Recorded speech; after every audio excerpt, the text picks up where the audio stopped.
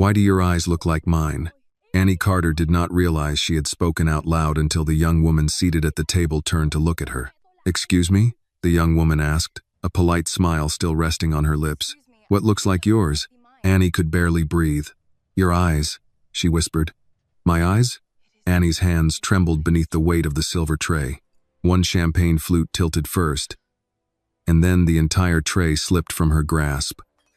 Plates of shrimp appetizers scattered across the spotless white tablecloth and the polished wooden deck.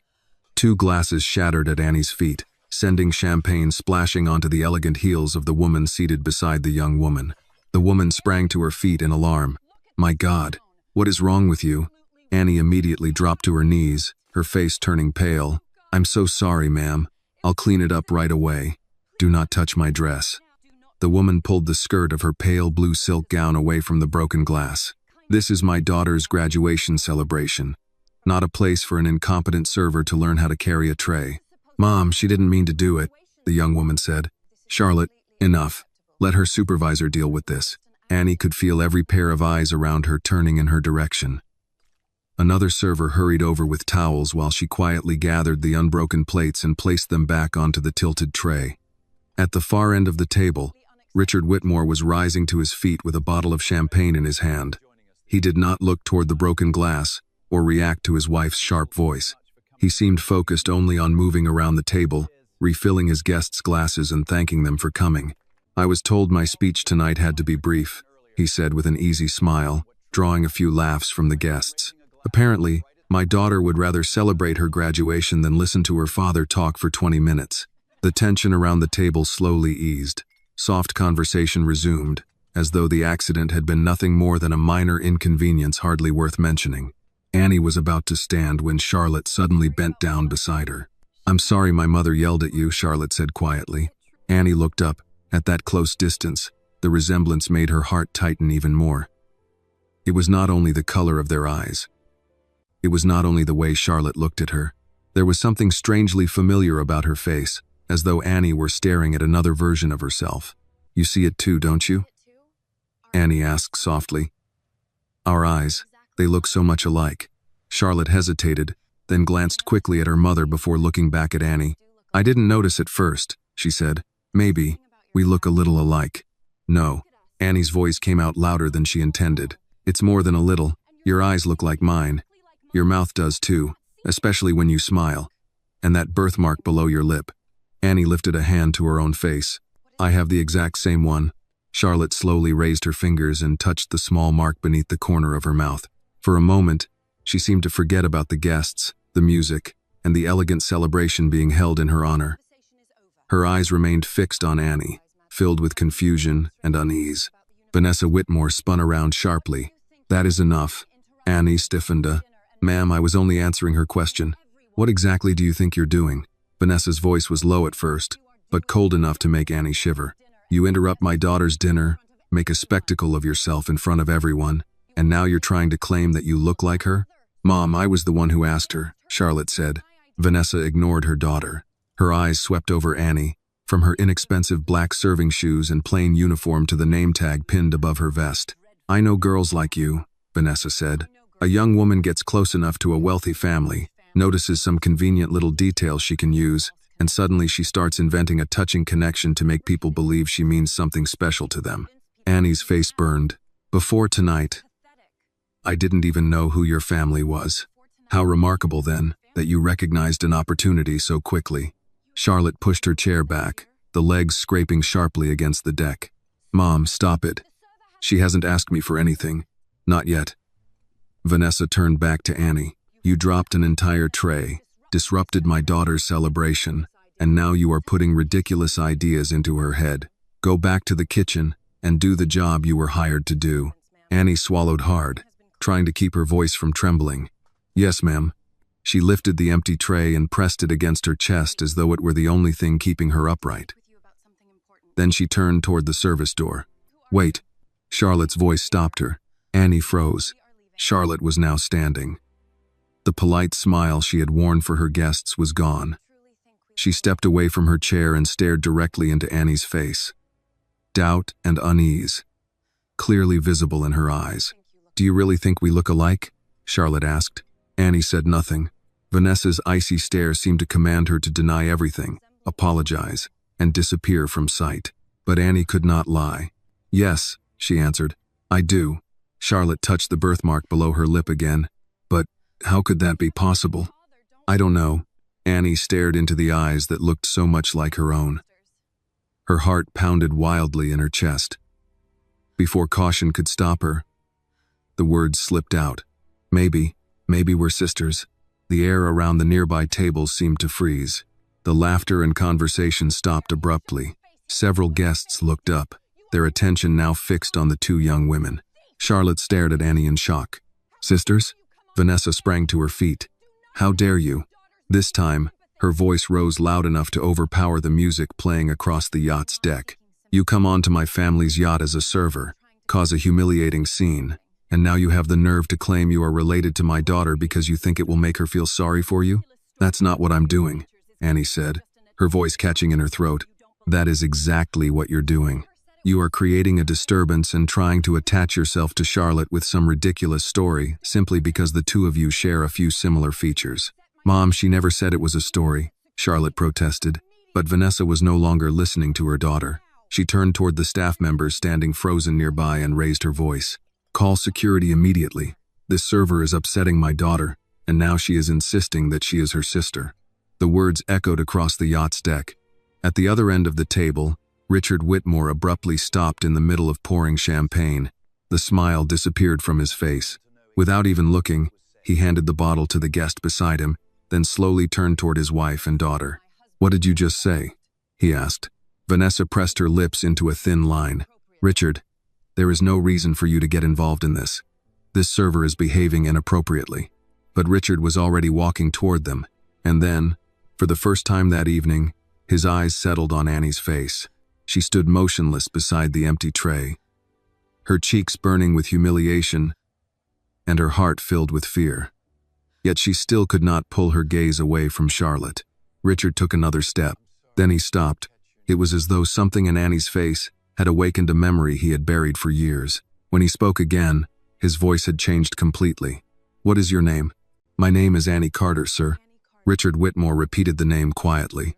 Annie, she nodded, clutching the empty tray at her waist as though she needed something solid to keep her hands from trembling. The entire deck seemed to hold its breath, waiting for Richard to decide whether she was simply a server who had embarrassed herself or a problem serious enough to interrupt his daughter's graduation celebration. But instead of looking at Annie, Richard turned to his wife. Vanessa, did I hear that correctly? He asked. Did you just say this young woman thinks she might be Charlotte's sister? Vanessa let out a soft laugh, the kind intended to reassure the watching guests that nothing truly serious was happening.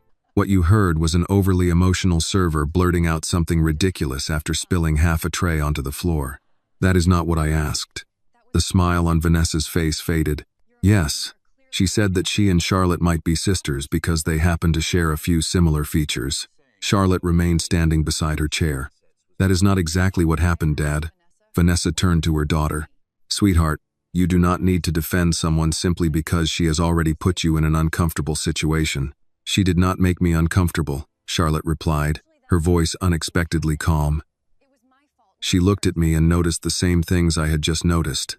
Richard's gaze moved from Charlotte to Annie. Until that moment, he had appeared merely irritated by an unpleasant incident at the party. Now his expression sharpened with intense concentration, as though he were forcing himself to examine something he desperately did not want to believe. Come a little closer, he said to Annie. Annie stayed where she was. I think I am close enough already, sir. Charlotte gave the faintest nod, as though she agreed completely with that answer. Richard did not appear offended. Instead, he took one step closer and silently studied the two young women standing across from one another. First, he looked into Charlotte's eyes. Then he looked into Annie's. He studied the shape of their mouths, the same slight curve at the corners when they pressed their lips together in worry. Finally, his attention settled on the small birthmark just below the lower lip of each girl. His breathing changed. Vanessa noticed immediately. Richard, please do not encourage this fantasy. He ignored her. Annie, how old are you? 18, sir, Charlotte answered almost at once, before Richard even had time to turn toward her. I'm 18 too, Dad. I know how old you are, Charlotte. I mean, she is the same age as I am. Charlotte looked at him intently. That matters, doesn't it? Vanessa reached for her daughter's arm, but Charlotte immediately pulled away. Richard kept his eyes on Annie. What month is your birthday? Annie glanced quickly around the deck. The nearby guests were still pretending to carry on their conversations, but it was obvious that every one of them was listening. January, sir. Charlotte blinked. Mine is in February. The color seemed to drain from Richard's face. He looked at both girls again. But this time, he was no longer looking at them as a host trying to manage an awkward incident at a dinner party. He was looking at them like a man who had begun making a calculation whose answer terrified him. Vanessa slowly rose from her chair and smoothed the front of her gown, as though she intended to put an end to the matter at once. That settles it. You see? They cannot be twins. Charlotte, sit down. And you, Annie, or whatever your name is. This performance has gone far enough. Annie's humiliation suddenly turned to anger. My name is right here. She touched the name tag pinned to her vest. And I never said we were twins. No, Vanessa tilted her head, looking at her with open contempt. You merely planted the idea in Charlotte's mind that you might be related to her, right in the middle of the celebration you were hired to serve. Very clever. Blurt out something dramatic. Make my daughter feel sorry for you, and then imply that the two of you share some mysterious connection. Mom, stop it, Charlotte said. Why? Vanessa snapped, turning to her daughter. Because she has pretty eyes like yours. Half the young women in Georgia could make the same claim if there were a fortune waiting at the end of the story. Annie felt the insult cut more deeply than Vanessa's shouting had. When I saw Charlotte, I did not even know who she was. Vanessa gave a small laugh. Of course not. You just happened to be assigned to the most important table on this yacht. My supervisor assigned me to this table. Then you should return to the job you were assigned to do. Richard's voice abruptly cut through the exchange. That is enough, Vanessa. She turned toward him. What did I say that was wrong? I said that is enough. The musicians continued playing, but the conversations around them had nearly stopped altogether. No one was pretending not to notice anymore. Vanessa lowered her voice, though none of its sharpness disappeared. Richard, please do not turn this into something more serious than it needs to be. A server upset Charlotte at her own party, and I am simply handling the situation. Charlotte stared at her mother. She did not upset me. You are the one upsetting me. Vanessa's jaw tightened. You have known this girl for less than 5 minutes. And in those 5 minutes, I noticed that we have the same eyes, the same smile, and the same birthmark beneath our lips. Charlotte held her mother's gaze. Why does it make you so angry that I noticed? For the first time since the incident began, Vanessa did not answer immediately. Annie looked at Charlotte, startled by the steadiness in her voice. She had assumed that a girl raised in wealth would try to distance herself from a scene like this, that she would be embarrassed to be compared to a poor server like Annie. But Charlotte did not back away. Richard stepped closer to Annie. You said your last name is Carter, correct? Yes, sir. The fingers at his side curled slightly. Do you live in Savannah? Yes, I live with my grandmother. Vanessa interrupted at once. You cannot stand here interrogating her in the middle of Charlotte's dinner. Richard turned to look at her. There was something in his expression that Annie could not understand. Perhaps I should have asked these questions a long time ago. Vanessa went still. If Annie and Charlotte's story touched your heart, please like this video and tell us in the comments where you are watching from. Subscribe to the channel to discover what happens when the truth finally comes to light. Annie instinctively took a step back. I think I should go. Charlotte immediately moved around the table. Wait. Vanessa grabbed her daughter's arm. Charlotte. Charlotte pulled herself free. I only want to talk to her. Richard looked around at the curious guests, then turned to the supervisor standing near the service entrance. Miss Carter will not lose her job over the accident. Is that understood? The supervisor nodded immediately. Yes, Mr. Whitmore. Vanessa's eyes flashed with anger. She just openly implied that she is related by blood to our daughter. Richard looked once more at Annie and Charlotte. The two young women stood only a few steps apart. And now, with the same bewilderment written across both their faces, the resemblance between them was so striking that it was almost impossible to dismiss. Yes, he said quietly, and I want to know why. Annie felt the weight of those words settle over the table, making the air around them even more suffocating. Richard reached into his jacket pocket, took out a business card, and placed it on the table closest to Annie. "When your shift is over, take this card," he said. "There is no rush. There will be no private meeting tonight. But I would like the chance to speak with you again." At first, Annie did not touch the card. Charlotte stepped forward, picked it up, and held it out to her. "Please," Charlotte said softly. "I want to understand this too." Annie looked at the young woman's face, at the eyes that seemed to have been borrowed from her own reflection in the mirror. Finally, she accepted the card and carefully slipped it into her apron pocket. Vanessa watched the gesture as though her own daughter had just betrayed her. Annie turned and walked toward the service door, her legs still trembling so badly that she felt they might give way at any moment. When she had stepped aboard the yacht that evening, her only concern had been keeping her modest serving job. She had no idea that one dropped tray had already set her entire life on a different course. Annie made it through the service doors before the shaking began. She placed her tray on the stainless steel counter and gripped the edge with both hands. Behind her, cooks moved plates beneath heat lamps while servers hurried in and out carrying desserts, coffee, and fresh glasses. No one said anything to her directly, but two people looked away too quickly when she turned. The supervisor approached, her mouth set in a tight line. "I don't know what happened up there, but Mr. Whitmore says you are not to be sent home." Annie reached into her apron pocket and felt the edge of Richard's business card. "I didn't ask him to say that." "No, but when the owner of the boat speaks, we listen. You'll finish downstairs with coffee service. Stay away from the main table." "That's fine with me." It was not true. Part of her wanted to put as much distance as possible between herself and Charlotte Whitmore. Another part wanted to go back upstairs and look at her again, just to be certain her mind had not turned a strange coincidence into something larger. She filled cups for guests on the lower deck, cleared dessert plates, and answered polite requests with the same practiced smile. Yet every few minutes her fingers found the business card in her pocket. She could still hear Charlotte's voice. "I want to understand too." Near the end of the evening, Annie carried a tray of untouched coffee cups into the service pantry and found Charlotte waiting near the door. Annie stopped. "You're not supposed to be back here." Charlotte folded her arms. "Neither are half the people on this boat once they've had enough champagne." Despite herself, Annie almost smiled.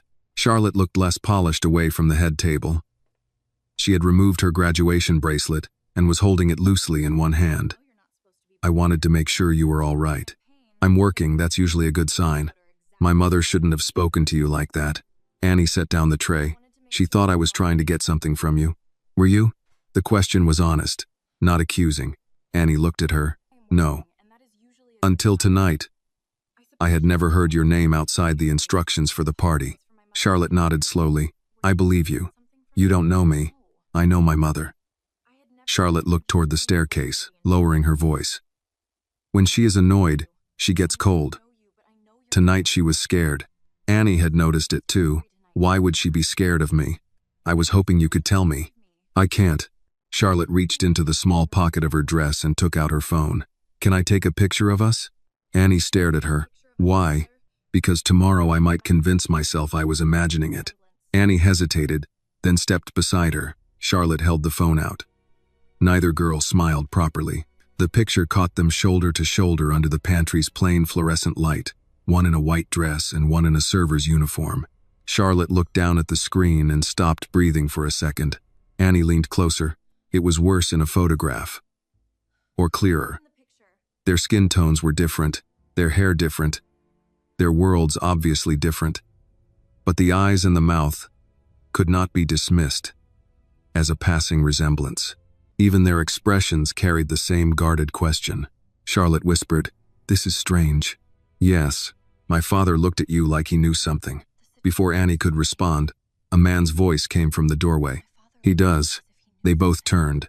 Richard stood there alone, his suit jacket unbuttoned and his tie loosened slightly. Without the microphone and the raised glass, he looked less like the owner of a fleet of luxury boats and more like a man who had lost control of his own evening. Charlotte stepped toward him. "Dad, what is going on?" Richard looked at her first. "Your mother is asking for you upstairs." "I'm asking you a question." "I know." He glanced at Annie. "And I owe both of you an answer. But I need to ask something first." Annie's shoulders stiffened. "You already asked enough questions in front of everybody." "You're right. I handled that badly." His apology surprised her more than a defense would have. Richard kept a respectful distance. Your last name is Carter. Do you live with your parents? My grandmother. Your mother? Annie's fingers closed around her anchor necklace. She passed away 3 years ago. Richard swallowed. What was her name? The pantry seemed suddenly too quiet. Charlotte watched her father with a growing unease, as if she already knew the answer would matter. Lillian, Annie said. Lillian Carter. Richard did not speak. His hand moved to the shelf beside him, not quite gripping it, only needing to know something solid was there. Charlotte took a step closer. Dad? Annie saw pain pass over his face, clean and unmistakable. You knew her, she said. Richard looked at the silver anchor resting against Annie's vest. Yes. Annie's heart began to pound. How? He did not answer immediately. His eyes had fixed on the pendant. Where did you get that necklace? It was my mother's. Richard raised one hand to his collar and pulled a chain from beneath his shirt. Hanging from it was another small silver anchor, dulled with age but identical to Annie's. Charlotte put her hand over her mouth. Annie stared at the two pendants. What is this? Richard's voice was rough when he finally spoke. I gave that necklace to Lillian a long time ago. Before my marriage. Before Charlotte was born. He looked directly at Annie. Your mother was the woman I intended to spend my life with. Annie felt anger rise before shock could settle. Then why didn't you? Richard's face tightened. From the corridor outside came the sound of heels approaching quickly. Vanessa appeared in the doorway. Her expression controlled until she saw Richard's pendant in his hand and Annie's necklace against her uniform. Charlotte, she said sharply, go upstairs now. Charlotte did not move. Dad knew her mother. Vanessa looked at Richard. You have had too much champagne. I have had none. Annie took a step toward him. Did you leave my mother? Richard looked at Vanessa before answering, and that single glance told Annie there was more in the room than grief. I thought she left me, he said. Vanessa's voice turned hard. This conversation is over. No, Annie said, surprising herself. It isn't. She pulled Richard's card from her apron and held it tightly in her hand. My grandmother knew everything about my mother's life, she said. If you really knew her, then you can come speak to us where I feel safe. Richard nodded without hesitation. Name the place. Not tonight. I'll call. Vanessa stepped forward. Richard, you cannot possibly be considering... He turned to her. Not one more word, Vanessa. Annie slipped past them and left the pantry before anyone could see the tears filling her eyes. Behind her, the party still glowed above the river. But nothing on that yacht felt like a celebration anymore. By the time Annie reached the bus stop on River Street, the Whitmore Belle had already pulled away from the dock again, carrying its music and laughter along the dark water as if nothing had happened. She stood beneath the shelter with her apron folded inside her bag and Richard Whitmore's business card clenched between her fingers. On the front, his name was printed in raised black letters above the title President and CEO. Whitmore Coastal Cruises. On the back, Charlotte had written a phone number in blue ink before Annie left the yacht. This is mine. Please don't disappear. Annie shoved the card into her bag when the bus arrived. Grandma Rose was still awake when Annie came through the screen door. The television was on low in the living room, showing the late-night weather report. A mug of tea sat untouched beside Rose's chair. You're home early, Rose said, reaching for the remote. Did something happen? Annie set her bag on the dining table. She had planned to wash her face first, to think through what she would say, but the words came out before she could arrange them. Do you know Richard Whitmore? Rose's fingers stopped on the remote. Annie watched her grandmother's face and felt her stomach sink. You do. Rose turned off the television. The room went quiet except for the old window unit humming in the hall. Sit down, baby. I don't want to sit down. I want you to tell me why a billionaire on a yacht had the same necklace as Mom. Rose looked at the silver anchor on Annie's chest. She seemed older than she had that morning. He showed you his? Yes. He said he gave Mom hers. He said she was the woman he meant to spend his life with. Rose closed her eyes. And his daughter looks like me, Annie continued. Not just a little. We have the same eyes, the same mouth, the same mark under our lip. She's 18 too, only a month younger than I am. For a long moment, Rose said nothing. Annie's voice broke. Grandma, was he my mother's boyfriend? Rose slowly rose from her chair. He was more than that. She walked to the narrow hallway, entered her bedroom, and returned carrying a dented blue tin box Annie had seen once or twice on the highest closet shelf. Rose set it on the dining table, but kept one hand on the lid. "Your mother asked me not to fill your childhood with pain that belonged to adults," she said. "After she died, I kept thinking I would tell you when you were ready. Truth is, I may have been the one who wasn't ready." Annie sat down now, her knees suddenly weak. Rose opened the box. The first photograph showed her mother young and healthy, wearing a yellow sundress, laughing with her head tipped back. Beside her stood Richard Whitmore, much younger, his sleeves rolled up, one arm around Lillian's waist. They were standing along the riverfront, close enough that no one could mistake what they were to each other. Annie picked up the photograph carefully. "Mom never showed me this." She couldn't look at those pictures without hurting. Beneath it were more photographs, Richard and Lillian sharing ice cream on a park bench. Lillian leaning against his shoulder at an outdoor concert, the two of them standing outside a small, vacant storefront, with brown paper covering the windows. "What was that place?" Annie asked. "Your mother dreamed of opening a little bakery there one day." Richard said he would help her.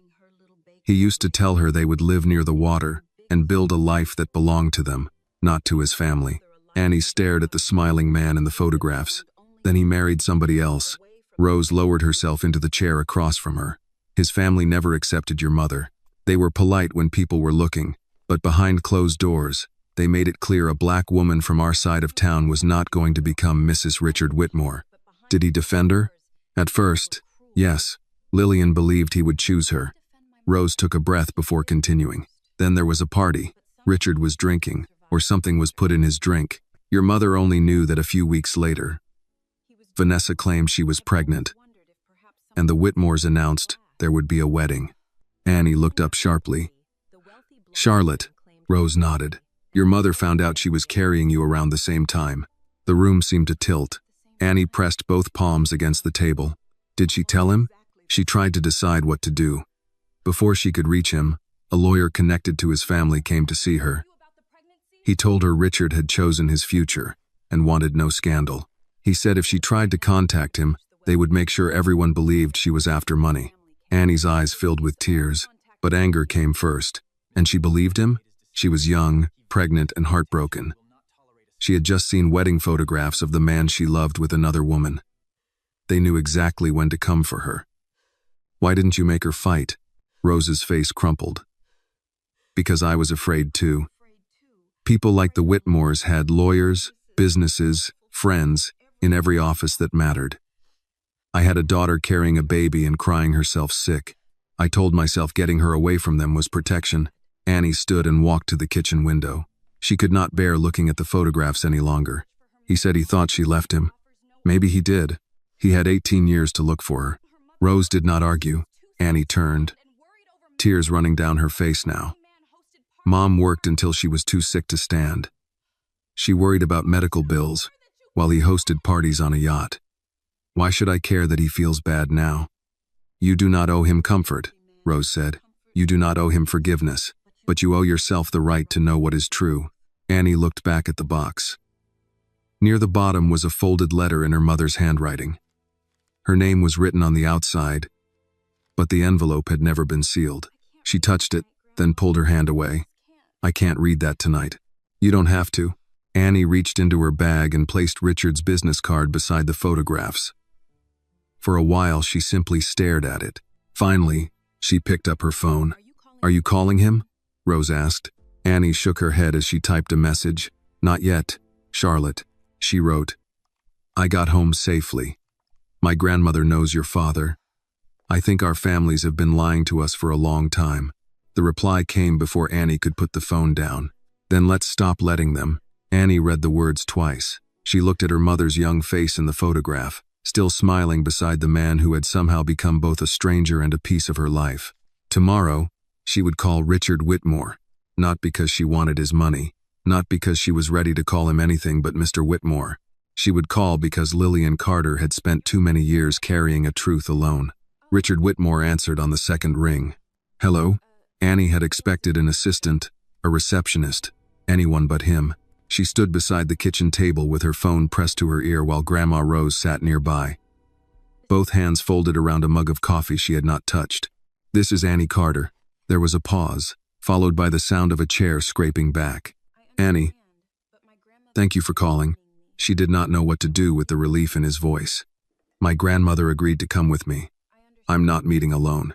"Of course not. Wherever you choose." Annie glanced at Rose, who gave a small nod. "There's a public cafe near Forsyth Park," Annie said. "Tomorrow morning, 10 o'clock. I'll be there." She nearly ended the call, then heard herself ask, "Does your wife know you gave me your card?" Richard took a moment to answer, "Yes. And? She does not want this meeting to happen." Annie looked at the tin box still open on the table, her mother's photographs resting inside like proof from another life. "That makes two of us," she said, and hung up. The next morning, Savannah was already warm when Annie and Rose arrived at the cafe. Families pushed strollers through the park. An older couple shared a newspaper at a shaded table, and a woman in running shoes ordered iced coffee while her dog waited under the counter. Annie had chosen the place because there were too many people around for anyone to make her feel trapped. Richard was already seated outside. He wore no tie, only a pale blue shirt with the sleeves rolled at the wrists. There was no driver waiting beside him. No assistant, no sign of the man who owned the yacht where Annie had been humiliated 2 nights earlier. He stood as they approached. "Mrs. Carter," he said to Rose. Rose did not take the hand he offered. "You remember me?" Richard lowered his hand. "Yes, ma'am. I remember. I suppose remembering is easier than returning." Annie looked at her grandmother, surprised by the hardness in her voice. Richard did not argue. "Yes," he said, "it is." They sat. Annie chose the chair beside Rose instead of the one across from Richard. A server came to the table, and Richard started to order coffee for everyone before catching himself. Rose noticed. "Annie can order for herself." Richard nodded. "Of course." Annie ordered sweet tea. Rose asked for coffee. Richard kept his cup untouched after it arrived. For a few seconds, no one spoke. Then Annie removed a photograph from her bag and placed it face up on the table. It showed Richard and Lillian standing on the riverfront, her mother laughing as he looked at her. "Grandma gave me this," Annie said. "She told me you loved my mother." Richard looked at the photograph as if it could wound him. "I did." "Did?" He raised his eyes. "I never stopped." Rose gave a quiet, bitter breath. "Lillian would have been comforted to hear that while she was working 2 jobs and raising your child." Richard's face tightened. "I did not know about Annie." "That does not explain everything," Annie said. "You thought my mother disappeared. Did you look for her?" "Yes." "How long?" He did not answer quickly enough. Annie sat back. "That's what I thought. I went to her apartment," Richard said. "She had moved out. I went to the library where she worked, and they told me she had quit. I sent letters to the address I had. They came back, unopened. And then you stopped." Richard stared at his coffee. "I had been told she wanted nothing to do with me." "By whom?" He looked toward the park, where a child was trying to make a pigeon take bread from her hand. "My parents. Vanessa. The attorney who handled everything after the wedding. They all said Lillian had chosen to leave." Rose's eyes narrowed. "The same kind of attorney who visited my daughter while she was pregnant and told her you wanted no scandal?" Richard turned back sharply. "What?" Annie watched him closely. His shock seemed real, but she had spent too many years seeing her mother count pennies at the grocery store to let surprise become innocence. Rose opened her handbag and removed the old wedding clipping, then placed it beside the photograph. "Your family announced your marriage," she said. "A few days later, a man in an expensive suit came to our door. He knew Lillian was carrying your baby. He told her you knew and wanted her gone." Richard's hand closed around the edge of the table. "I never knew. He told her if she approached you, your family would say she was trying to ruin your marriage for money," Rose continued. "She was 29 years old, pregnant, and staring at a newspaper picture of you beside your new wife. What exactly did you expect her to believe?" Richard looked at Annie. "You were born in January?" "Yes. And Charlotte was born in February," he said quietly. "1 month apart," Annie replied. "You heard her say it." His expression shifted, as though something he had avoided calculating on the yacht had now become impossible to escape. Annie reached into her bag again and took out the small silver anchor pendant. She had removed it from her neck that morning because wearing it near him felt too intimate. "My mother kept this through rent trouble, hospital bills, and months when Grandma had to help us buy groceries. She never sold it. I want to know why." Richard touched the matching pendant beneath his own shirt and pulled it into view. I gave it to her the summer before everything changed, he said. There was a vacant storefront by the river. Lillian wanted a bakery. She joked that I could sweep the floor because I had no talent in the kitchen. I bought these because I told her anchors were not about being stuck. They meant you had somewhere worth returning to. Annie's throat tightened, but she would not cry in front of him. She waited for you to return, she said. Then she stopped waiting because she had me to feed. Richard covered his mouth briefly with one hand. When he spoke again, his voice was lower. What illness did she have? Breast cancer. It spread before the treatment could stop it. He looked away. She died at 46, Annie said. I was 15. Grandma and I were with her. I'm sorry. No, Annie leaned forward. Do not give me the kind of apology people say at funerals when they never knew the person. She loved you. She carried your daughter. She died without knowing whether you ever cared that she was gone.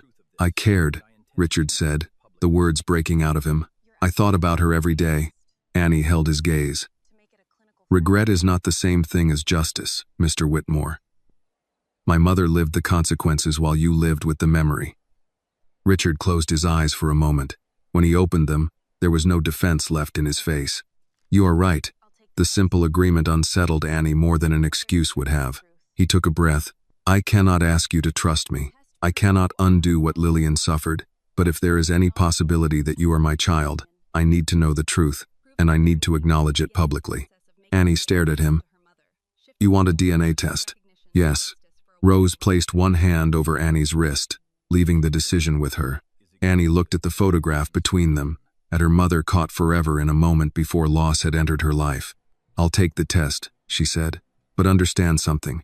If it proves you are my father, that does not make this a happy reunion. Richard nodded. It means you begin by making right what was done to my mother. His eyes stayed on Lillian's photograph. That is exactly where I intend to begin. 2 days after Annie agreed to the DNA test, she was carrying a pot of coffee through the lunch rush at Mercer's Diner when the bell above the front door rang. She looked up and nearly spilled something for the second time that week. Charlotte Whitmore stood inside the entrance wearing jeans, flat sandals, and a pale sweater tied around her shoulders. Without the white graduation dress and the lights of the yacht around her, she looked less like the daughter of a billionaire and more like a girl who had driven across town without knowing what she would say when she arrived. Annie set the coffee pot down behind the counter. What are you doing here? Charlotte glanced at the customers eating burgers and chicken salad beneath slow ceiling fans. I was hoping to talk to you. I'm working. I can wait. Annie folded her arms. Does your mother know you're here? No. That sounds like a problem waiting to happen. Charlotte gave a small, tired smile. In my house, everything feels like a problem waiting to happen right now. An older woman seated at the counter lifted her mug. Annie, honey, before you deal with your visitor, could I get a refill? Annie reached automatically for the pot. Of course, Mrs. Doyle. Charlotte watched her pour coffee, ask about the woman's grandson, and bring an extra packet of crackers to a man reading the newspaper in the corner.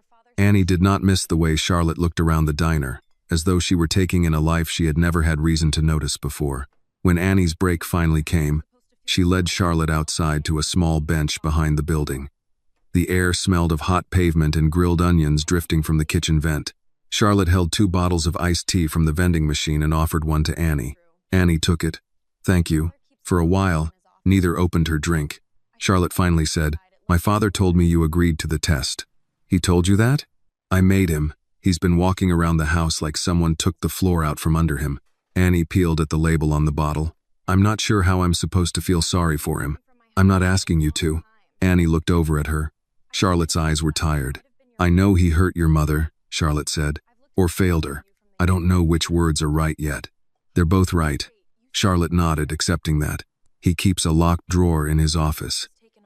Yesterday I saw him open it. There was a photograph inside. I didn't get close enough to see it clearly, but I know now. It was probably your mother. Annie looked away toward the parking lot. That doesn't make things better. No, but it means you weren't some surprise he invented after meeting you. Someone has been missing from our house for a long time. I think I just didn't know her name. That quiet admission took some of the fight out of Annie. Charlotte unscrewed her tea and took a drink. I looked at the picture I took of us on the yacht at least 50 times. You took a picture? In the service pantry, before my father came in. You were too distracted to object properly. Annie remembered standing beside her beneath the harsh fluorescent light. And Charlotte pulled out her phone and opened the photograph. She handed it over. Annie had tried to convince herself the resemblance might soften away from the shock of their first meeting. It did not. Their skin and hair were different, and Charlotte's earrings probably cost more than Annie made in a month, but their eyes had the same questioning tilt. Their mouths carried the same shape even without a smile. The mark below their lips seemed almost deliberate. Charlotte said, "I keep thinking about how my mother looked when she saw you." Annie returned the phone. "She looked like she hated me. She looked frightened first." Annie was quiet. "I'm not saying she's afraid of you," Charlotte continued. "I think she's afraid of what you prove." Before Annie could respond, the back door of the diner opened, and her manager leaned out. "Annie, you have another visitor." Annie stood. "Grandma?" The manager's expression turned uneasy. "No." Vanessa Whitmore stepped around the side of the building, her heels clicking against the cracked pavement. She wore cream trousers, dark sunglasses, and a blouse too fine for a diner parking lot. Her gaze settled on Charlotte first. "Get in the car." Charlotte rose slowly. "I'm not a child." "Then stop behaving like one." Annie held her iced tea bottle against her chest. "Mrs. Whitmore, Charlotte came here on her own." Vanessa removed her sunglasses. "I did not ask for your account of my daughter's whereabouts." "Mom, leave her alone." "Leave her alone?" Vanessa repeated. "You skip an appointment with your college advisor to sit behind a diner with a girl who has already caused enough disruption in this family, and I am supposed to be pleasant?" Charlotte flushed. "Her name is Annie." "Oh, I know her name." Vanessa turned toward Annie. "I also know what girls can persuade themselves to believe when they see a chance to step out of a life they resent." Annie's jaw tightened. "You don't know anything about my life." "I know enough. Your mother made choices, and now you appear at my daughter's graduation party suggesting you belong to her family." "My mother's choices?" Annie said. "You mean raising me alone while you lived with the man who gave her this?" She reached beneath her collar and lifted the silver anchor into view. Vanessa's eyes flickered toward it before her face hardened again. Charlotte saw it. "You recognize that?" Vanessa ignored her and opened her handbag. She took out a white envelope and held it toward Annie. "This should cover whatever hardship has encouraged this misunderstanding. Take it, stay away from Charlotte, and let adults handle whatever questions Richard has decided to entertain." Annie stared at the envelope. "You think I came looking for money? I think everyone has a price, especially people who suddenly discover an interest in wealthy relatives." Annie took the envelope. Charlotte whispered, "Annie, don't." Annie stepped forward and pressed it back into Vanessa's hand. "My mother died without much money, Mrs. Whitmore. But she did not die for sale. Neither will I." Vanessa's mouth tightened. Annie continued, quieter now. "The DNA test is happening. If Richard Whitmore is my father, no check from you is going to make that untrue." For the first time, Vanessa lost control of her expression. Charlotte looked from her mother to Annie. "You knew, didn't you?" Vanessa slipped the envelope back into her bag. "Get in the car, Charlotte." "No." "Now." Charlotte moved beside Annie instead. "I'll find my own way home." Vanessa regarded both girls with a coldness that made Annie understand why her grandmother had feared this family for so long. "You are making a mistake," she told Charlotte. Charlotte's hand brushed Annie's, hesitant at first, then firm. "No," she said. "I think I'm finally asking the right questions." Vanessa turned and walked toward the waiting car without another word. Annie watched her leave, her heartbeat thudding hard against the anchor pendant. The DNA test had not even happened yet, but Vanessa Whitmore had already offered money to stop it from mattering. That told Annie more than any insult could have. The clinic occupied the second floor of a brick medical building a few blocks from Forsyth Park. It did not look like a place where a person's life could divide into before and after. There were beige chairs, a coffee machine humming beside a stack of paper cups, and a receptionist who asked for identification without once looking curious about the people seated across from one another. Annie sat beside Grandma Rose with both hands locked around her purse. She had worn a plain navy dress and the silver anchor necklace, though she had almost left it at home. Richard sat across the waiting room in a gray jacket, one ankle resting over the other, trying and failing to look composed. Charlotte arrived carrying a cardboard tray with 3 drinks and a bottle of water. "I didn't know what anyone likes when they're waiting for something terrifying," she said. setting the drinks on the small table. So, I got coffee, sweet tea, hot chocolate, and water. Rose looked at the assortment. That is one way to prepare for a crisis. Charlotte smiled nervously. My grandmother would call it overdoing things. My father calls it planning ahead. Richard looked up at her. Your mother knows you're here? Charlotte's smile disappeared. She knows I'm not home. That was not my question. I didn't come for her permission. Annie looked at Charlotte, surprised by the steadiness of her answer. Richard appeared ready to say more, then stopped. He had no standing to lecture anyone about silence that morning. A nurse opened the door and called Annie's name first. The collection itself was simple, almost insulting in its simplicity. A swab inside Annie's cheek. Another for Richard. Signatures, sealed envelopes, a confirmation that results would be sent through the physician's office within several business days. Annie had expected pain. Instead, there was only the strange humiliation of discovering that the answer to a question large enough to swallow her entire life could be collected on a cotton swab. Outside the building, Richard asked if he could drive her and Rose home. No, thank you, Annie said. Annie, Rose said quietly, not correcting her, only reminding her he had asked with care. I said no, Grandma. I'm not ready to sit in his car and pretend this is normal. Richard nodded. You don't have to explain. Charlotte stood between them, holding her unused hot chocolate. Can I text you? Annie looked at her. It would have been easier to keep Charlotte on the other side of the line, part of the life Annie resented. But Charlotte had come to the diner, stood against Vanessa, and shown up today without knowing whether Annie would ever accept her. Yes, Annie said. You can text. The results took 4 days. Annie went to work each morning, but concentration kept abandoning her. She refilled a customer's iced tea twice in 5 minutes, and nearly handed Mrs. Doyle a check meant for another table. At home, Rose stayed busy cleaning cupboards that were already clean.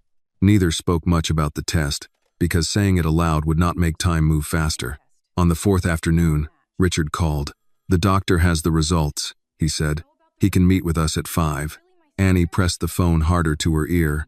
Does Charlotte know? I told her. She asked to be there. And your wife? His silence answered before he did. Vanessa will not be joining us. Annie almost laughed, though nothing felt funny. That's convenient. I know. At 5, they gathered in a consultation room smaller than Annie expected.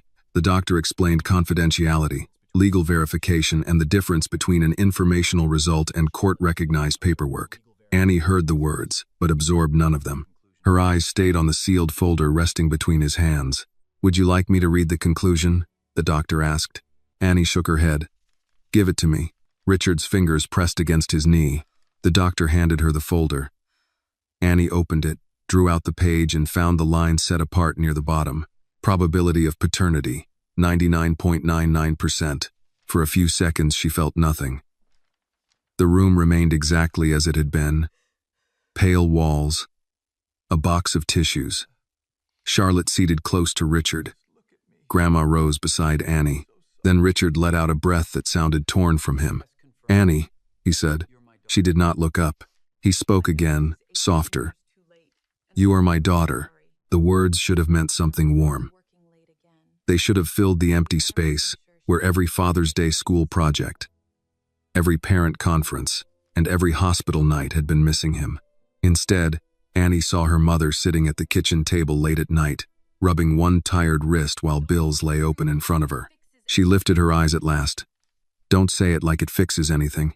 Richard's face crumpled. I know it doesn't. No, you don't.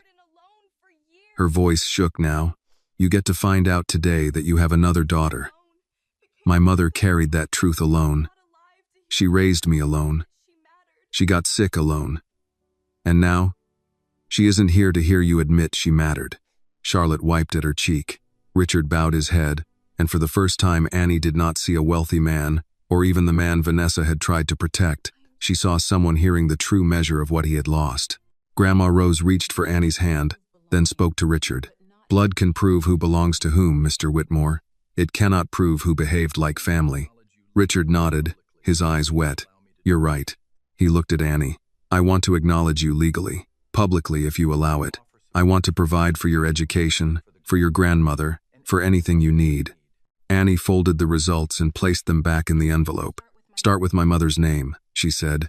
Before you offer me money, before you talk about houses or schools, make sure nobody ever speaks about Lillian Carter like she was a mistake again. Richard did not hesitate. I will. Annie stood. Charlotte rose too, unsure whether to reach for her. After a moment, Annie placed the envelope in her purse and held out her hand. Charlotte took it. They walked from the clinic together, not yet knowing what kind of sisters they could become, only knowing the truth had finally found them. Richard did not call Annie the next day.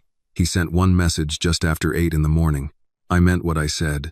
I will begin with your mother's name. I will not ask anything from you today. Annie read it twice at the kitchen table, then placed her phone face down beside the DNA envelope. Grandma Rose was making biscuits, though she had already burned the first batch because she kept forgetting to check the oven. He is giving you room, Rose said without turning around. He had 18 years of room. Rose took the pan from the oven and set it on the stove. Yes, he did. Annie regretted the sharpness in her voice. Rose had carried much of this alone, too. Before she could apologize, a black sedan stopped outside their house. Richard emerged holding nothing but a folded jacket. He remained on the sidewalk until Rose opened the screen door. I hope I'm not intruding, he said. You are, Rose replied, but perhaps some intrusions are overdue. Come in.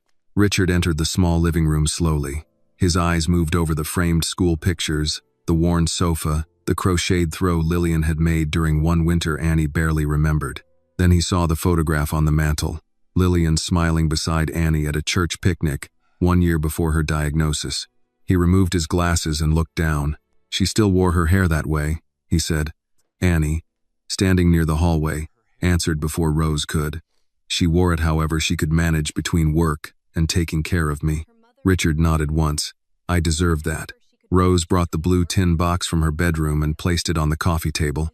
There is something you need to read. From beneath the photographs, she removed the folded letter Annie had been unable to open. The paper was creased at the corners, Lillian's handwriting visible across the front. Richard looked at Annie. Have you read it? No. Then I don't have the right to read it first. Annie sat beside Rose. After a moment, she opened the letter herself. The first lines made her throat tighten. Richard, I do not know whether this will ever reach you. I do not know whether you would read it if it did. I found out today that I am carrying your child. Annie stopped. Rose rested a hand on her shoulder. Keep going when you're ready, Richard said. Annie continued, her voice quieter. Your family's attorney came to my apartment this afternoon. He knew about the baby. He said you knew too. He said your marriage was your answer and that if I tried to reach you, your family would tell the world I had trapped you for money. I wanted to believe he was lying, but I saw your wedding picture. You looked beside her as though the life we planned had never existed. Richard lowered his head into one hand. I will not let my child grow up where her mother is treated as shameful because she is black and does not have your family's money. I loved you honestly. I wish that had been enough. The letter ended without a signature, only a small stain near the bottom where the ink had blurred. For a long time, no one spoke. Richard lifted his face, and Annie saw that he was crying. I never knew about the baby. I never sent an attorney to her. I never would have said those things. Rose's expression remained guarded. Someone knew enough to speak for you. Richard nodded, and I let them, maybe not knowingly at first, but I let myself believe what was convenient. Annie folded the letter carefully. Can you prove who went to her? I'm going to try. He stood to leave, but Rose stopped him at the door. Mr. Whitmore, if you start digging through the past, your wife will not stand quietly while you do it. Richard looked toward Annie. Then she should have thought of that before the past found my daughter. That afternoon, in his office overlooking the river, Richard called an attorney who had never represented the Whitmore family. He asked for old personal accounts, legal payments, and correspondence from the year he married Vanessa. The attorney warned him that records from nearly 2 decades earlier might be incomplete. Find what remains, Richard said, and do not notify my wife. Across town, Charlotte returned from a meeting with her college advisor and heard her mother's voice before she reached the sitting room. Vanessa was on the phone, speaking in a strained whisper. The test confirmed it. Richard is acting as if he has discovered some great moral cause. After everything we did to keep Lillian Carter out of this family, her daughter appears carrying a tray on our own yacht. Charlotte stopped in the hallway. A woman's voice answered through the phone, too faint to understand. Vanessa continued. No, He does not know all of it. He knows there was pressure. He does not know about the payment or the letter from the attorney. And he certainly cannot prove what happened at that party. Charlotte's stomach turned. She stepped into the room. What payment? Vanessa spun around, dropping the phone onto the sofa cushion. Charlotte, you startled me. What payment, Mom? Vanessa recovered quickly. You heard part of an adult conversation and misunderstood it. I heard Lillian's name. I heard you say you kept her out of this family. Charlotte's voice shook. Annie is my sister. What did you do? Vanessa picked up her phone. Your father is confused, and that girl has made everything worse. You should be concerned about your own future instead of chasing drama that does not belong to you. It belongs to me if my whole life was built on it. Vanessa walked past her. Do not be foolish. Charlotte waited until her mother drove away for a charity luncheon. Then she entered Vanessa's study for the first time without knocking. The locked desk drawer opened with the spare key her mother kept behind a silver picture frame. Inside were property records, jewelry receipts, and a thin file marked only with the letter C. Charlotte sat on the floor as she opened it. There was a copy of a check made out to a law firm dated shortly after Richard's wedding. A typed memorandum referred to direct contact with Miss Carter and confirmed that no future claim will interfere with the Whitmore marriage. Beneath it lay a handwritten note in Vanessa's unmistakable script. Make certain Richard is never told about the pregnancy. Charlotte pressed one hand against her mouth. 20 minutes later, she was standing on Grandma Rose's porch with the file held against her chest. Annie opened the door and immediately knew something had happened. Charlotte's eyes were red. I found proof, she said. My mother knew about you before you were born. Annie stared at the papers, then stepped aside. Come in, she said. This time, neither of them needed to ask whether they were sisters. Annie placed the file on Grandma Rose's kitchen table as if it might stain the wood. Charlotte sat across from her, both hands wrapped around a glass of sweet tea she had not touched. Rose stood by the sink, reading the copied memorandum for the third time. Her lips tightened when she reached the line about preventing any future claim from interfering with the Whitmore marriage. They knew, Annie said. Her voice sounded distant even to herself. Before I was born, they knew. Charlotte nodded, tears filling her eyes again. My mother wrote it down. She wanted your father never to be told. Rose lowered the page. Your mother was not working alone. Men with offices and degrees helped her do this to Lillian. Charlotte flinched at the word mother, as though it no longer sat where it used to in her life. I'm sorry. Annie looked at her. Charlotte had arrived in a car Annie could never afford, wearing a blouse probably chosen by someone who had never checked a clearance rack. But at that table, she was only a frightened young woman learning the home she trusted had been built over another woman's grief. You didn't write those papers, Annie said. No, but I got everything she wanted you to lose. That wasn't your fault either. Charlotte wiped her cheek. It still doesn't feel fair. Rose crossed the kitchen and laid one hand over Charlotte's. It is not fair, baby. But you cannot correct the sins of grown people by punishing yourself for being their child. You correct them by telling the truth when lying would be easier. Charlotte looked down at the papers. Then we need to get these to my father. Annie hesitated. Richard had said he would make things right, but promises were easy in private. Her mother had once trusted a promise too. Rose seemed to understand her silence. Let him decide what kind of man he is with evidence in his hands. Charlotte called Richard from the kitchen. He answered before the second ring. Charlotte, where are you? At Annie's house. Dad, I found something in Mom's study. There was a pause. What kind of something? Proof. About Lillian. About Annie. She knew about the pregnancy. Richard's voice changed. I'm on my way. He arrived less than 20 minutes later, without a driver or jacket.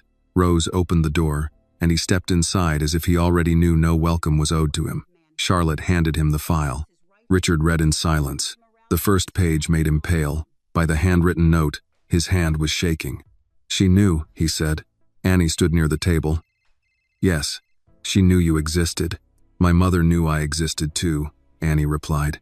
She just didn't have lawyers helping her hide anything. Richard closed his eyes. He did not defend himself. Charlotte spoke carefully. Dad, there's more. I heard Mom on the phone. She said you couldn't prove what happened at the party. Richard looked at her. What exactly did she say? That you didn't know about the payment or the attorney's letter? Then she said you couldn't prove what happened that night. His expression hardened in a way Annie had not seen before. Not anger thrown across a room, but the kind held tightly because it had somewhere to go. He took out his phone. I'm sending copies to my attorney now. The originals stay with Charlotte until he confirms receipt. Vanessa moved faster. By morning, Annie's face was on a local gossip site beside a photograph taken from the yacht. She was wearing her server's vest and looking down, caught in the moment after the tray fell. The headline read, "Yacht Waitress Claims Billionaire Father After Graduation Party Encounter." The article did not mention the DNA test. It called Annie an aspiring hospitality worker who had formed a sudden attachment to Charlotte after noticing a resemblance. An unnamed family source suggested emotional manipulation and possible financial motive. At Mercer's diner, Annie felt the article before anyone showed it to her. A table of women went quiet when she approached. A man at the register lifted his phone, compared her face to the screen, then looked away. Her manager called her into the storeroom. "Annie, I know you. I know you're a good kid, but there are reporters outside and customers asking questions. I need you to take a few days off until this settles down." "You're firing me?" "No, I'm trying not to lose half my lunch business." Annie nodded because crying in front of him would make it worse. She removed her apron, folded it once, and walked out through the kitchen door. 2 reporters were waiting near the parking lot. "Annie, are you claiming a share of the Whitmore estate? Did you approach Charlotte deliberately? Did your mother ever request money from Richard Whitmore?" Annie froze at the last question. Before she could speak, Mrs. Doyle, the older regular whose coffee Annie refilled every afternoon, came out of the diner gripping her cane.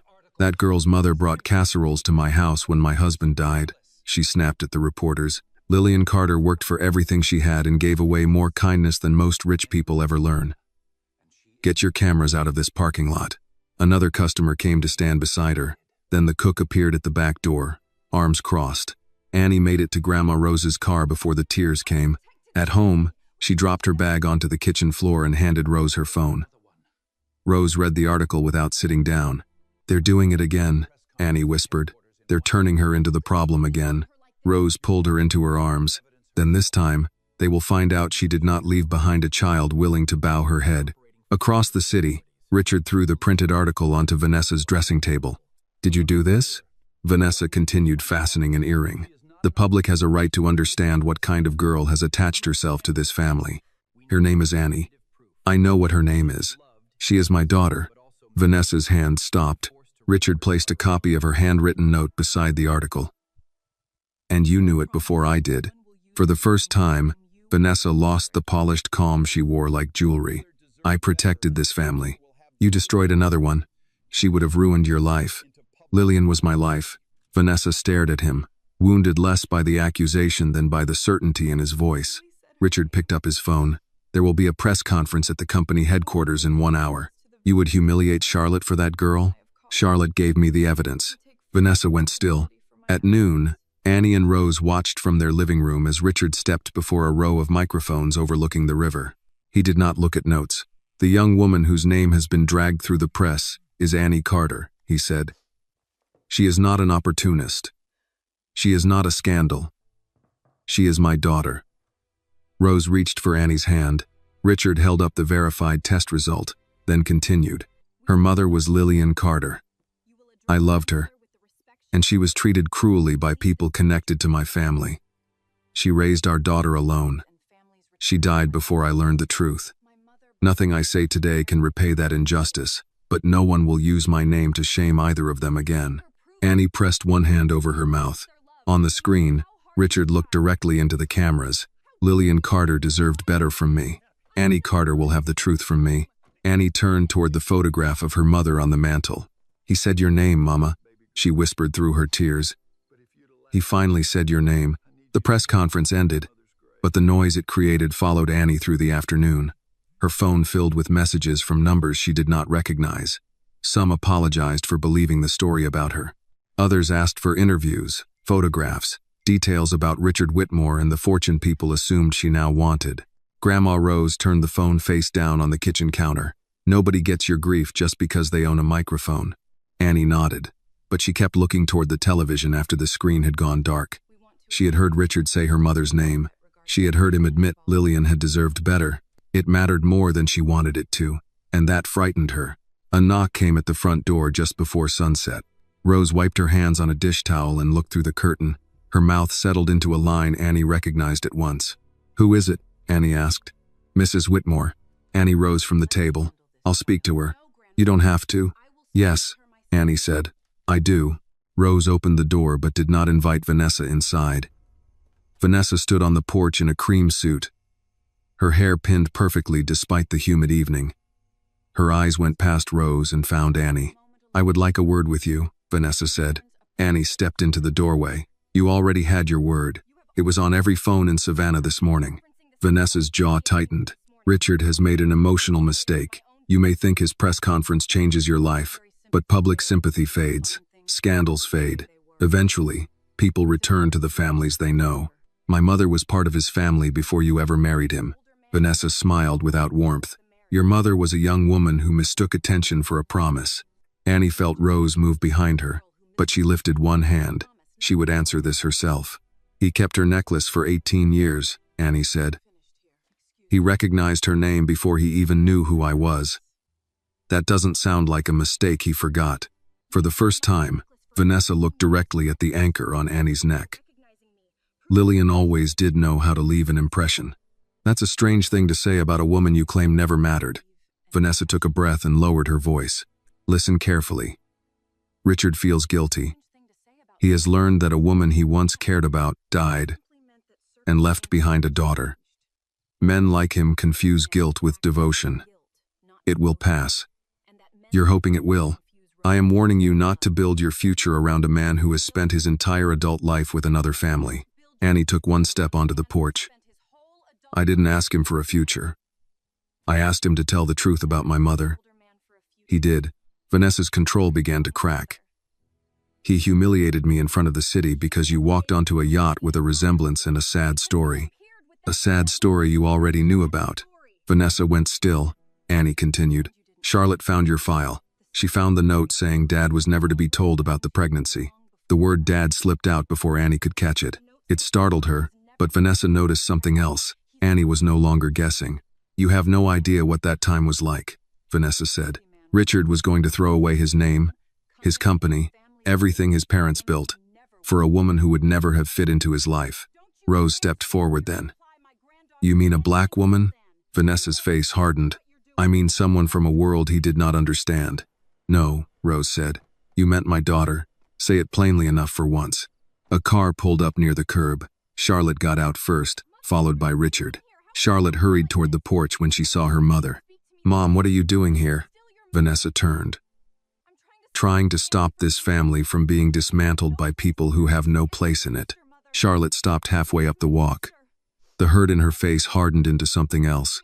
"Annie is my sister. She is Richard's mistake." Richard's voice came from behind Charlotte. "Do not call my daughter that." Vanessa looked at him as though she still expected him to return to the role he had played for years. Calm, controlled, unwilling to break the surface of their marriage. Instead, he walked past her and stopped at the foot of Rose's porch. "My attorney has the records Charlotte found," he said. "The payments, the memorandum, your handwritten instruction. He has also requested the original records from the law firm that contacted Lillian." Vanessa's face lost color.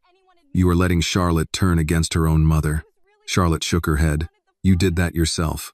I gave you a life people would envy. You gave me a life where my sister had to serve dinner at my graduation party before anyone admitted she existed." Vanessa took a step toward her. "Everything I did was for you." "No," Charlotte said, tears gathering in her eyes. "You did it because you wanted Dad, and you decided Annie and her mother were acceptable losses." Richard closed his eyes briefly, then looked at Vanessa. "I have instructed my attorney to begin divorce proceedings. Any investigation connected to Lillian or Annie will receive my full cooperation." Vanessa stared at him. "After all these years, you would end our marriage over a dead woman?" Richard did not raise his voice. "Her name is Lillian, and this marriage should never have required her destruction to survive." Vanessa looked from him to Charlotte, then to Annie. For a moment, Annie saw no regret in her, only the disbelief of someone losing control of a story she had owned for too long. "You will regret bringing her into your life," Vanessa said to Richard. He answered, "I already regret that she was kept out of it." Vanessa turned and walked toward her car. No one stopped her. When the vehicle disappeared at the end of the street, the evening grew quiet again, filled only by cicadas and the faint sound of a neighbor's radio through an open window. Charlotte wiped her face. Annie moved beside her without thinking and took her hand. Richard remained near the steps. He did not try to enter the house. "Annie," he said, "there is something I need to ask, and I understand if the answer is no." She looked at him. He held the other silver anchor in his palm. "Would you take me to your mother's grave?" he asked. "I have words I should have said to her long before now." Annie's throat tightened. Rose placed a steady hand on her shoulder. Annie looked at the man who had finally chosen the truth, then at the photograph of Lillian visible through the front window. "Tomorrow morning," she said. "And when you stand in front of her, you don't leave anything out." Richard closed his fingers around the anchor. "I won't." Bonaventure Cemetery was quiet in the morning, the kind of quiet that made every footstep sound like an interruption. Live oaks stretched above the narrow road, their branches draped with Spanish moss that moved gently in the breeze. Annie had been there many times, but never with Richard Whitmore walking beside her. Grandma Rose came with them. She had not asked whether she should. Annie had simply waited by the car until her grandmother took her purse and locked the front door.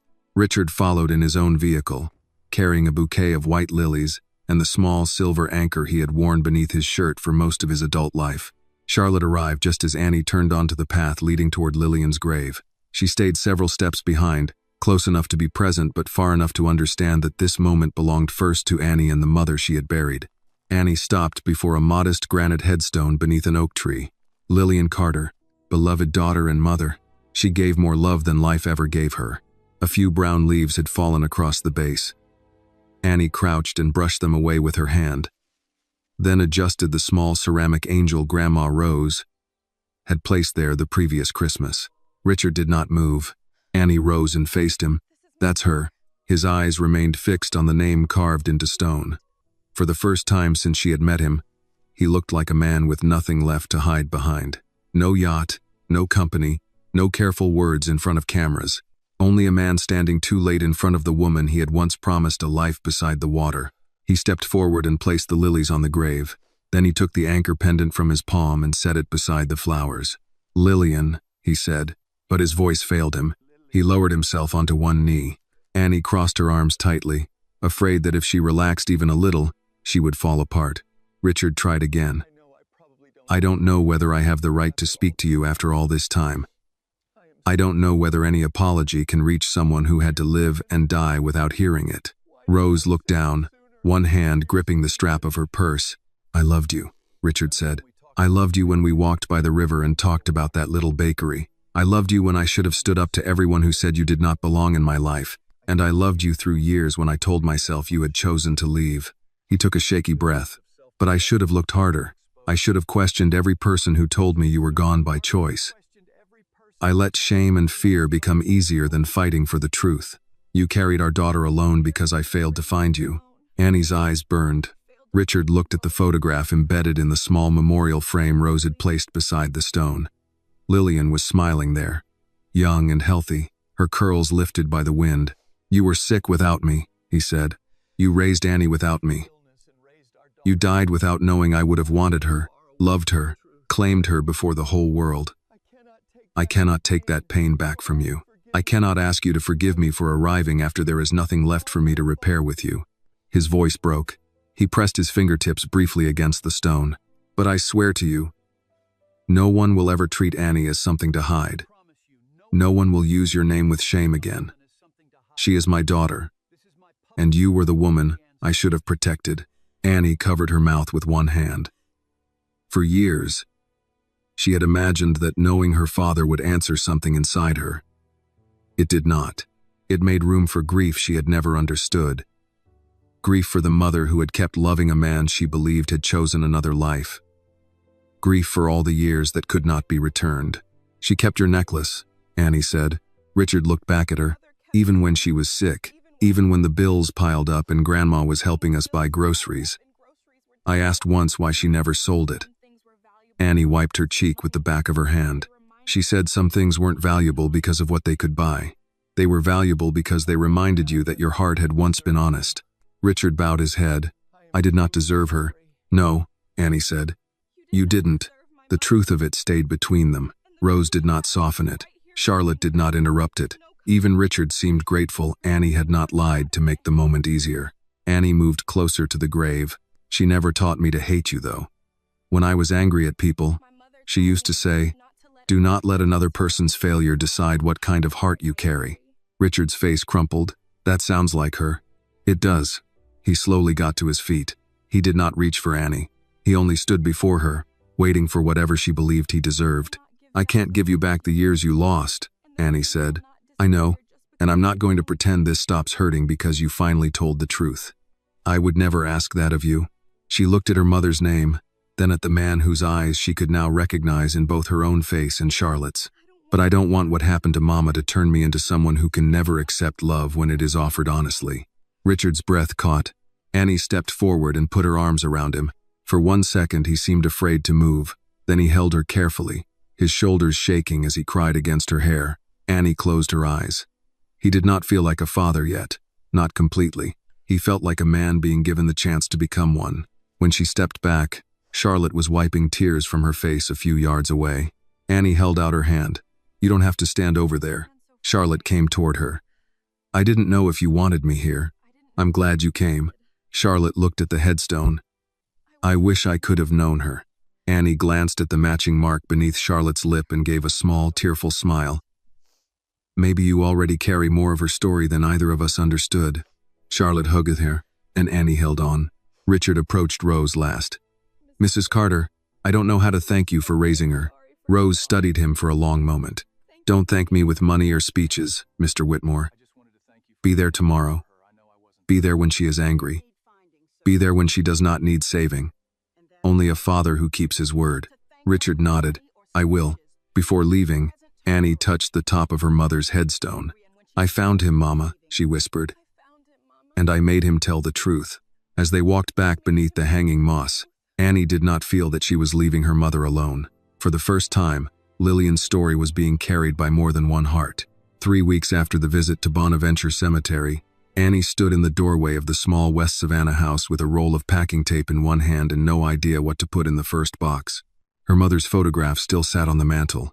Grandma Rose's recipe cards were stacked beside the flour tin in the kitchen. The hallway doorframe still carried pencil marks showing Annie's height from age 6 through 16, the final line written by Lillian in an unsteady hand during the year she became ill. Richard had offered them rooms in his house by the river. He had not sent movers without asking or spoken as if the matter were settled. He had come over twice with groceries, once with legal papers confirming the process of adding his name to Annie's birth record, and once just to repair the loose porch rail after Rose mentioned it bothered her. The divorce proceedings had begun. Vanessa no longer lived at the Whitmore house, and Richard's attorney had turned the documents Charlotte found over to investigators. Annie avoided the news when she could. She had spent enough days watching strangers discuss her mother's life. A soft knock came at the screen door. Richard stood on the porch holding 2 cardboard boxes. Charlotte was beside him with a bag of biscuits from a bakery downtown. Rose appeared from the kitchen. You brought store biscuits into my house? Charlotte looked worried. I thought they might help with packing. Rose took the bag from her and examined it. They might help remind you what biscuits are not supposed to taste like. Charlotte laughed, and some of the tightness in the room eased. Richard set the boxes down but did not step farther inside. Annie, I want to say this again before anything is moved. You and Mrs. Carter do not have to leave this house. I'm not trying to remove you from the life you know. Annie looked at the boxes, then at him. Grandma says the stairs in your house are easier on her knees. Rose lifted her chin. That is one consideration. The larger kitchen is another. Richard smiled. The kitchen is yours whenever you want it. Careful, Rose said. I may hold you to that. Annie walked to the mantel and picked up her mother's photograph. Lillian was smiling beside her at a church picnic, one hand resting lightly on Annie's shoulder. For a moment, Annie remembered how frightened she had been after her mother died, not only because she missed her, but because she believed every important part of their family had ended with her. Now the future felt unfamiliar, but it no longer felt empty. She wrapped the photograph in a clean dish towel and placed it in the first box. I'm ready, she said. Richard did not touch her or make the moment larger than it was. He simply nodded and lifted the box as though he understood exactly what he had been trusted to carry. The Whitmore house stood near the water at Isle of Hope, shaded by live oaks and facing a narrow stretch of marsh that caught the evening light. Annie had expected it to feel like a hotel, all polished floors and rooms too large to live in. Instead, Charlotte had placed fresh flowers in Annie's bedroom and cleared an entire shelf for the blue tin box of Lillian's letters. Rose inspected the kitchen before approving it with a firm nod. "Needs a decent cast-iron skillet," she announced. Richard opened a cabinet. "I bought one." Rose pulled it out, tested the weight and looked mildly impressed. "You may be teachable after all." That evening, there was no catered dinner and no long table filled with people watching one another. Richard stood at the stove attempting fried chicken, while Rose corrected his oil temperature from a nearby stool. Charlotte made macaroni and cheese, reading the directions twice and still managing to spill shredded cheese across the counter. Annie leaned against the island, laughing before she realized she was doing it. Richard looked over. "I'm glad someone finds this encouraging." "It's not encouraging," Annie said. "It's just the first time I've seen a billionaire lose a fight with a skillet. I've lost more expensive fights." The joke quieted the room for only a moment. They all knew what he meant. When dinner was ready, Annie carried her mother's photograph into the dining room and set it on the sideboard near the table.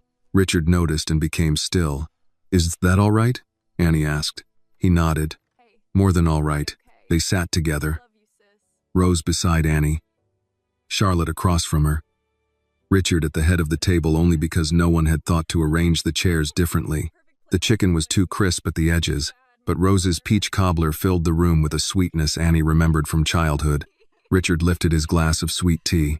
His voice was quiet. "To Lillian. She should have been at this table years ago." Annie looked at her mother's photograph, then back at him. "She is here now," she said, "because this family finally knows her name." Charlotte reached under the table and squeezed Annie's hand. Annie held on. During the months that followed, Richard did not try to purchase closeness. He drove Annie to register for classes at Savannah Technical College when she decided to study restaurant management. He attended Rose's church fish fry in a plain shirt and stayed after to fold chairs. When Annie grew quiet or angry, he did not ask her to hurry past it. He showed up the next day, and then the day after that, just as Rose had told him to. Charlotte left for Vanderbilt at the end of summer, but she returned on weekends whenever she could. She and Annie learned the small, ordinary work of becoming sisters. Late-night calls, arguments over music in the car, shared jokes, and photographs that no longer felt strange to look at. In early fall, Richard asked Annie and Rose to meet him near the riverfront. He led them to a small storefront with wide windows overlooking the water. Fresh paint covered the trim, and a new wooden sign hung above the entrance. Lillian's table, pies, coffee, and a place for everyone. Annie stopped on the sidewalk. Richard placed a key in her palm. "Your mother's dream should not end in a tin box." Rose covered her mouth with one hand. Charlotte, home for the weekend, slipped her arm through Annie's. Months later, after the first day of business, the four of them stood inside the little bakery surrounded by empty pie plates and coffee cups. Lillian's photograph rested near the front window, facing the river. Charlotte looked around the room. "Do you think she would have liked it?" Annie smiled through sudden tears. "I think she would have loved knowing there was finally room at the table for all of us." Richard stood near the door, giving the sisters their moment. Annie turned toward him. "Dad, are you coming inside?" He looked as though the single word had taken the air from his lungs. Then he smiled. "Yes, sweetheart," he said. "I'm coming." Annie held the door open, and Richard stepped through it into the light. This story reminds us that truth may be buried by money, pride, and prejudice, but it cannot stay hidden forever. Annie did not seek wealth or sympathy. She sought justice for a mother whose love and dignity had been denied. Richard learned that regret means little unless it is followed by honesty, accountability, and the courage to make amends. Most of all, the story teaches us that family is not defined by status or appearance, but by those who choose to stand beside us, speak the truth, and make room at the table for every person who belongs. This video is a work of fiction created with the assistance of artificial intelligence. All characters, events, and situations are not real and do not represent any actual people or true stories. The content is intended for storytelling and emotional illustration only.